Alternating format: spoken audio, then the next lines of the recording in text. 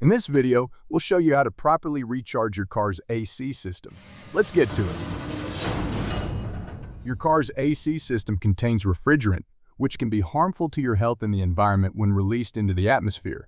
That's why it needs to be properly recovered. So first, take your car to a shop that can pump out the refrigerant to have it recycled.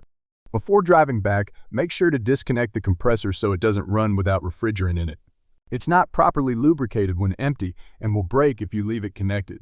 We've replaced our old compressor and installed a new one in a separate video on our channel, so make sure to check it out if you want to know how. Then before refilling the system, you first want to pull a vacuum. This serves two purposes. It checks the system for leaks and removes any moisture trapped inside. Moisture is one of the worst things for an AC system, as it can cause corrosion and damage over time. And all you need to check for leaks and refill the AC system is an affordable vacuum pump like this one. We'll put a link to it in the description under the video so you can easily find it. When you buy a new pump, make sure to check the oil level and top it up if necessary. Ours came with a separate bottle of oil, so we first need to put it in the vacuum pump. Now it's time to connect the manifold gauge set. Make sure all valves are closed before you start, both on the gauge side as well as on the compressor side. Hang the gauges somewhere you can read them and make sure the hoses are clear of any moving parts like the serpentine belt and pulleys. Connect the low-pressure hose to the low-pressure service port, the high-pressure hose to the high-pressure service port, and the center hose to the vacuum pump. The low and high-pressure couplers are different sizes, so they only fit their correct ports. As you can see, they won't fit on the wrong one, so there's no need to worry about mixing them up.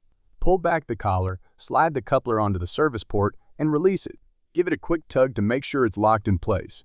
Before pulling a vacuum, verify that the system is completely empty. Open both valves on the compressor side, but leave the ones on the gauges closed. With both service valves opened, the gauges should read 0 pressure. If they don't, the system still contains refrigerant and must be properly recovered before continuing. Now let's start with the vacuum test. Connect the center hose to the vacuum pump.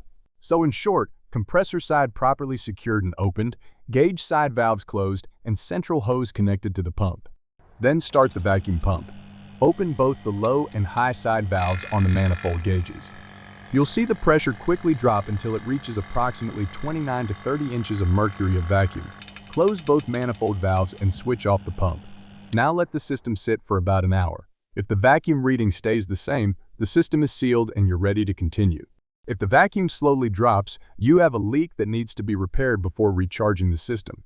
Once you've confirmed there are no leaks, turn the vacuum pump back on and reopen both manifold valves. Let the pump run for about 45 minutes to remove moisture from the system. When finished, close the valves and switch off the pump. If your new compressor wasn't pre-filled with oil, now is the time to add the correct amount through the center hose. This is also a great opportunity to add UV dye, making future leak detection much easier.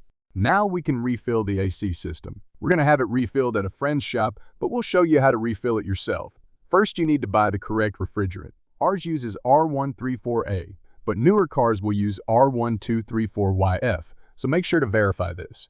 Next, disconnect the vacuum pump and connect the center hose to your refrigerant can using the appropriate charging adapter. Simply screw the adapter onto the center hose and make sure it's properly secured. Verify the adapter is closed and the pin inside is retracted.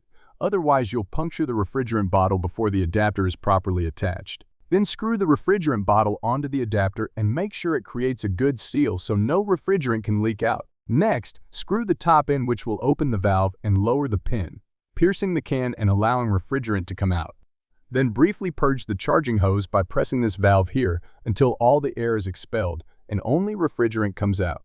Before starting the engine, make sure you reconnect the compressor if you previously disconnected it, and make sure that everything is clear of the moving belt and pulleys. Then start the engine and turn the AC on to maximum cooling, and set the blower to its lowest speed. With the engine running, only open the low side valve on the manifold gauges. Never open the high side valve while charging. Refrigerant will begin flowing into the system. Once enough refrigerant has entered, the compressor should engage. You'll notice the low side pressure drop while the high side pressure begins to rise. If you're using small cans, hold or gently shake the can as recommended by the manufacturer to help empty it completely. Many charging hoses have a small sight glass that lets you see when the can is empty. To replace the can with a new one, close the low side valve, close the adapter on the can, replace the empty can with a new one. Pierce the can with the adapter and open the low side valve again. To avoid overfilling the system, place each refrigerant can on a scale and monitor exactly how much refrigerant you're adding. Many systems require more than one can but less than two, so weighing the refrigerant is the most accurate method. Continue charging until you've added the manufacturer's specified refrigerant weight. Once the correct amount has been added, close the adapter on the can, close the low side valve on the manifold gauges, and close both valves on the AC compressor. Then disconnect the low pressure coupler and high pressure coupler and reinstall the service port caps. Your AC system is now fully evacuated, leak tested, moisture free, and properly recharged. That's all there is to it. If this video was helpful, give it a thumbs up, and if you're not a subscriber yet, hit that subscribe button so you don't miss any of our new videos. We've got a lot of new stuff coming up, so stay tuned.